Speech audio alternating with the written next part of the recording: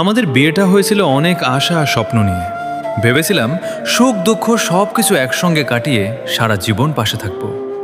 কিন্তু সময়ের সঙ্গে সঙ্গে আমাদের সম্পর্কের মধ্যে দূরত্ব তৈরি হতে থাকে। ছোট ছোট ভুল বোঝাবুঝি, পারিবারিক চাপ, মানসিক অশান্তি এবং একে অপরকে বুঝতে না পারার কারণে সম্পর্কটা ধীরে ধীরে ভেঙে পড়ে। অনেকবার চেষ্টা করেছি সবকিছু ঠিক করার, নিজের দিক থেকে যতটা সম্ভব মানিয়ে নিয়েছি, কথা বলেছি, সম্পর্কটাকে বাঁচিয়ে রাখার চেষ্টা করেছি। কিন্তু যখন বারবার চেষ্টা করেও কোনো পরিবর্তন আসে না, তখন বুঝতে পারি একটি সম্পর্ক টিকিয়ে রাখতে দুজনের সমান ইচ্ছা ও সম্মান প্রয়োজন।